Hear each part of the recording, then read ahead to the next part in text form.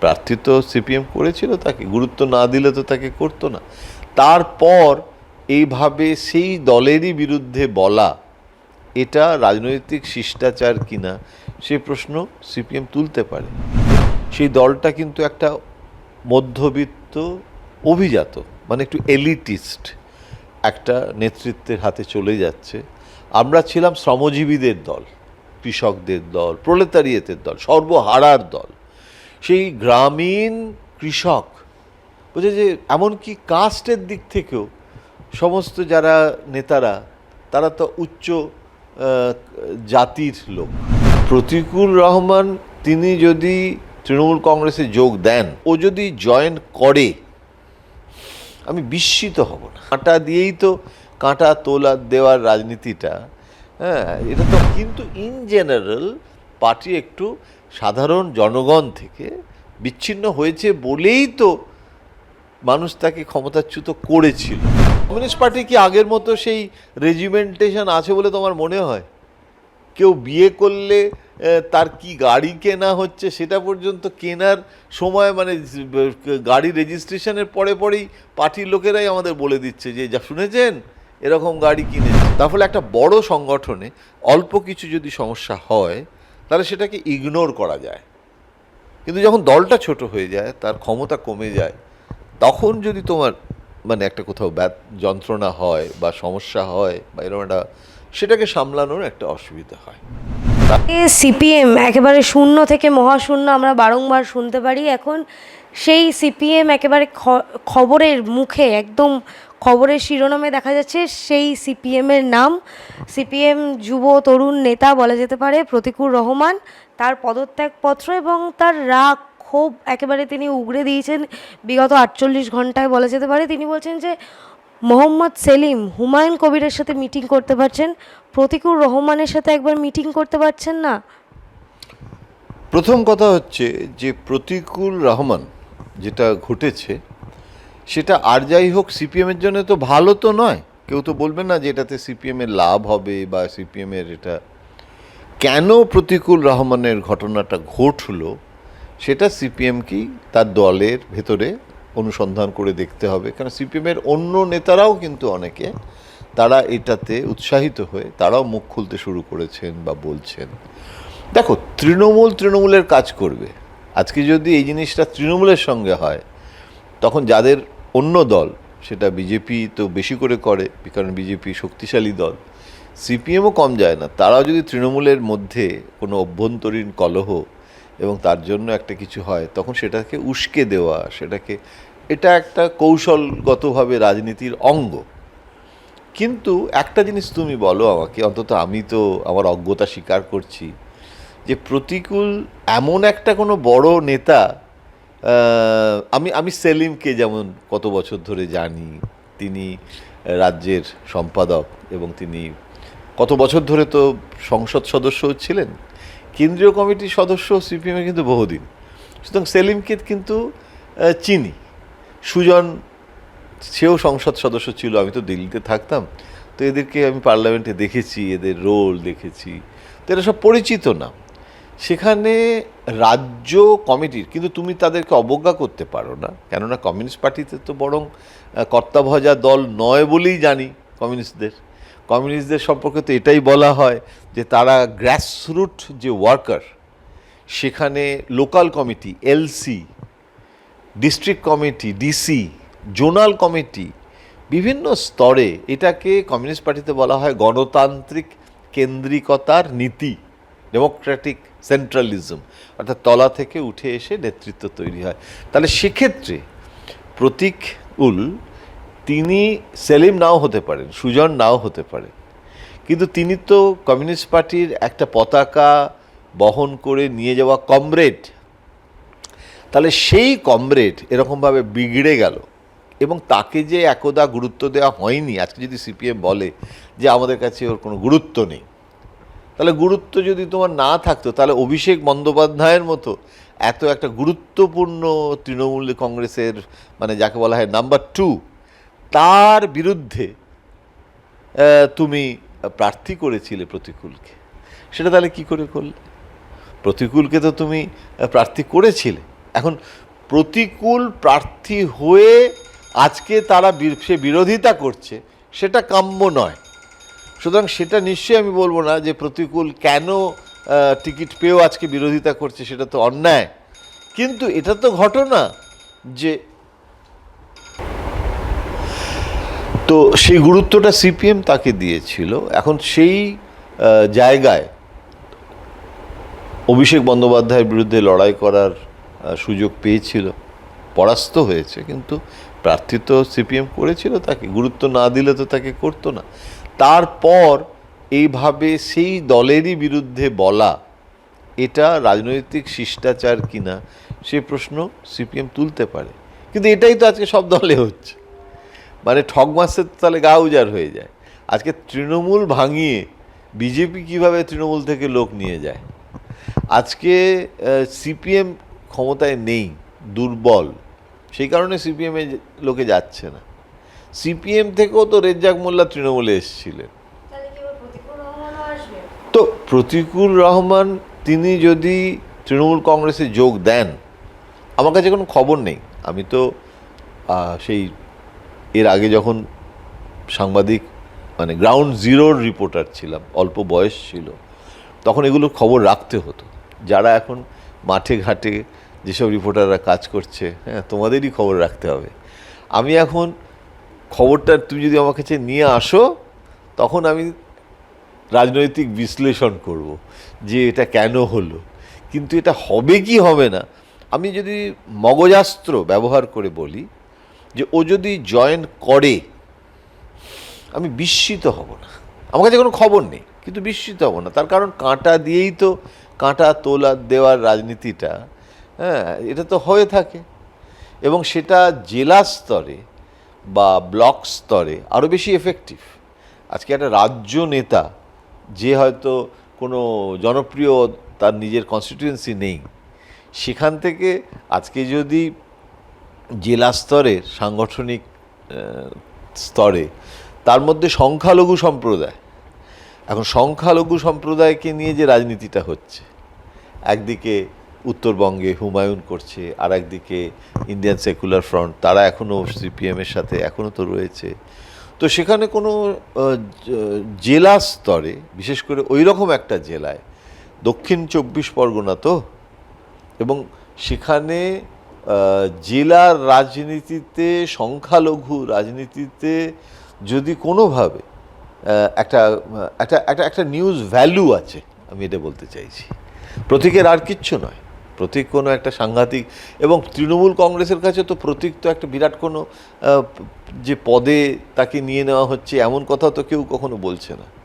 কিন্তু কাঁটা দিয়ে কাঁটা তোলার জন্য তাকে যদি ব্যবহার করা, হ্যাঁ, তুমি বলতে পারো যে তাকে এই প্রশ্নটা সচরাচর করা হবে যে আপনি কেন এই যে কথাগুলো বলেছিলেন।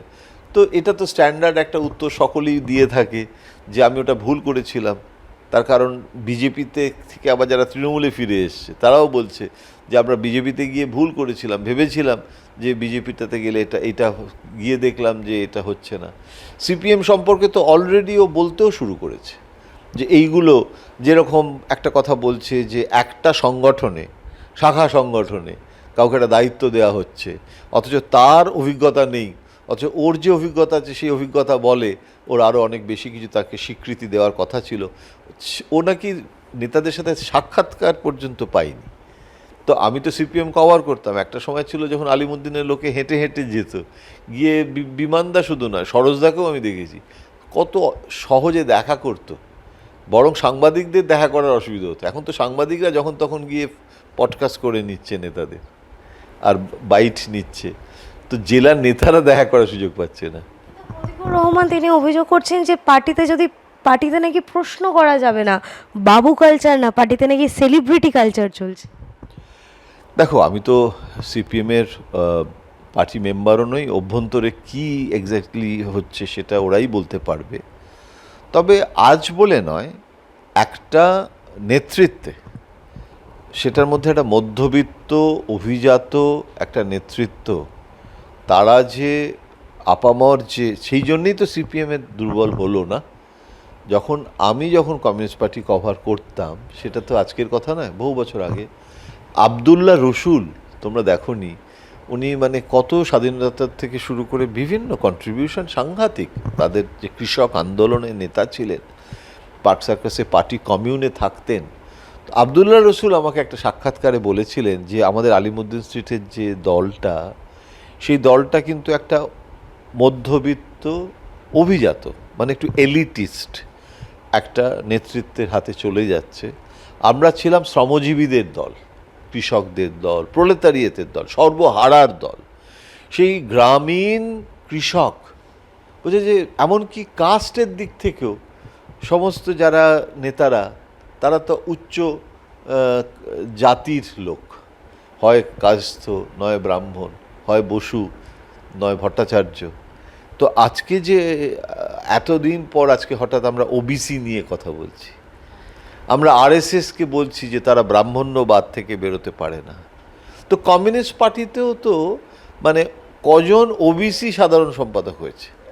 তো সেই কারণে কোথাও একটা যেটা উনি বলছেন সেটা পার্টিকুলার ওনার ক্ষেত্রে এটা ইন্ডিভিজুয়ালের ব্যাপার, কথা বলতে পারা না পারা। আমি তো এটা তো একটা পার্টিকুলার কেস স্টাডি, মানে ওনার কি হয়েছে সেটা আমি তো জানি না, নিশ্চয়ই না দেখা করারও কোনো কারণ থাকতে পারে, আমি তো জানি না।